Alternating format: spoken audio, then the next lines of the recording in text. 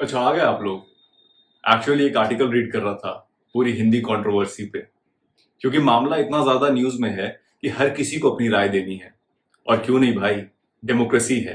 और यही तो सबसे यूनिक चीज है हमारी हिंदी। एक ऐसी भाषा जिसके बारे में सुनते के साथ जो पहली चीज हम हर हिंदी भाषी के दिमाग में आती है वो है मातृभाषा।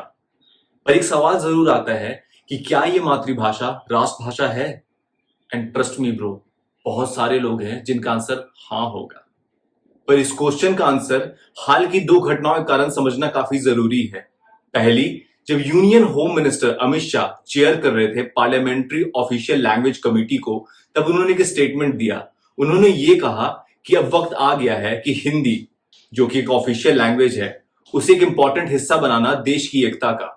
उन्होंने ये भी कहा कि जब दो भारतीय अलग अलग भाषाओं के आपस में संवाद करें या फिर बात करें, तब उन्हें इंग्लिश की जगह हिंदी का उपयोग करना चाहिए।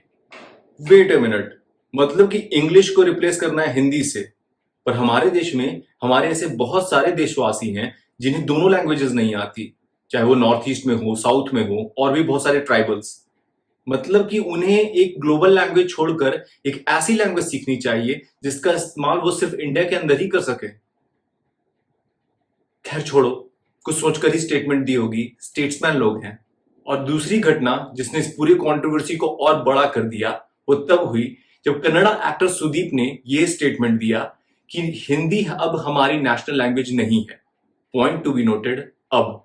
जिस पे हमारे बॉलीवुड के सुपरस्टार अपने जुबान केसरी अजय देवगन ने ये स्टेटमेंट दिया, ये ट्वीट किया कि हिंदी हमारी मातृभाषा राष्ट्रभाषा है, थी और रहेगी।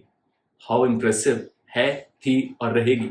और स्पॉयलर्स, ये दोनों स्टेटमेंट दोनों एक्टर्स के कंप्लीटली गलत हैं। अब थोड़ा समझते हैं कि हिंदी को लेकर ये पूरा कॉन्फ्लिक्ट कितना सही है और कितना गलत। पर इसके लिए हमें समय में थोड़ा पीछे जाना पड़ेगा। जब हमारे कॉन्स्टिट्यूशन मेकर्स के सामने नेशनल लैंग्वेज का ये कंटेंशियस इश्यू आया, तब उन्होंने एक डाइवर्स और बहुभाषी देश में किसी भी लैंग्वेज को नेशनल लैंग्वेज बनाना सही नहीं समझा। आर्टिकल 343 हमारे कॉन्स्टिट्यूशन का हिंदी को ऑफिशियल लैंग्वेज मानता है इंग्लिश के साथ साथ। 22 और लैंग्वेजेस हैं 8 शेड्यूल में जिन्हें ये दर्जा हासिल है। पर्पस ये था कि जो हिंदी स्पीकिंग स्टेट्स हैं वो कम्युनिकेट करेंगे हिंदी में यूनियन के साथ, और जो नॉन हिंदी स्पीकिंग स्टेट्स हैं वो यूज करेंगे इंग्लिश का टू कम्युनिकेट विथ यूनियन। यहां तक कि स्टेट्स को यह अथॉरिटी और पावर है कि वो अपनी खुद की राजभाषा को चुन सकते हैं, ताकि कभी भी किसी भी रीजन या फिर लैंग्वेज का डोमिनेंस फील ना हो बाकी देश को। How thoughtful. पर अभी एक वीडियो देखो जो मिनिस्टर साहब का है, यूपी के हैं संजय निषाद।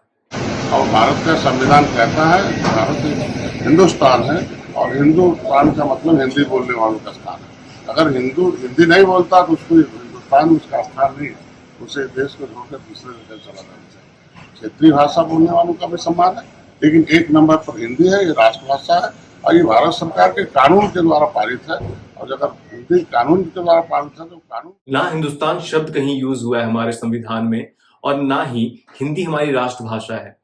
पर भाई जब मंत्री जी ने बोला है तो बोला है। ये बात बहुत जरूरी है समझना कि नेशनल लैंग्वेज और ऑफिशियल लैंग्वेज दोनों दो चीजें होती हैं, राष्ट्रभाषा और राजभाषा।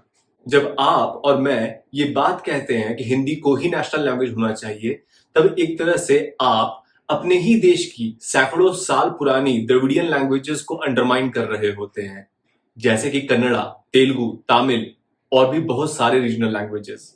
जापान की जापानीज, जर्मनी की जर्मन, कोरियन पेनिनसुला की कोरियन, और भी बहुत सारे ऐसे एग्जाम्पल्स हैं जो हम देते हैं।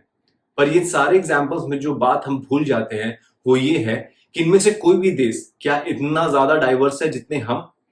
कहीं से भी नहीं। डाइवर्सिटी सबसे खूबसूरत चीज है हमारे देश की, और अगर इस डाइवर्सिटी को चेंज करने के लिए कोई भी स्टेप लिया गया तो कभी भी प्रोडक्टिव नहीं हो सकता। हमें पास्ट के anti Hindi movements predominantly south India में याद रखने चाहिए। अच्छा चलिए, अब हम दो कंट्रीज का एग्जाम्पल लेते हैं, पाकिस्तान और श्रीलंका, जहां गवर्नमेंट ने कुछ इंपोज करना चाहा एक डाइवर्स कल्चरल देश में, और उसका नतीजा क्या हुआ। जब पाकिस्तान का एग्जाम्पल देने का टाइम आता है, बड़ा सुकून मिलता है। पार्टीशन के बाद पाकिस्तान एक मल्टी एथनिक और मल्टी लिंग्विस्टिक देश बना, बिल्कुल हमारे जैसा। पर उर्दू के फोर्सफुल इंपोजिशन ने धीरे धीरे भाषा आंदोलन को जन्म दिया ईस्ट पाकिस्तान में, और उस भाषा आंदोलन ने बंगाली नेशनलिज्म को मजबूत किया, और नतीजा बांग्लादेश। कुछ समझ में आया? नहीं? एक और एग्जाम्पल है।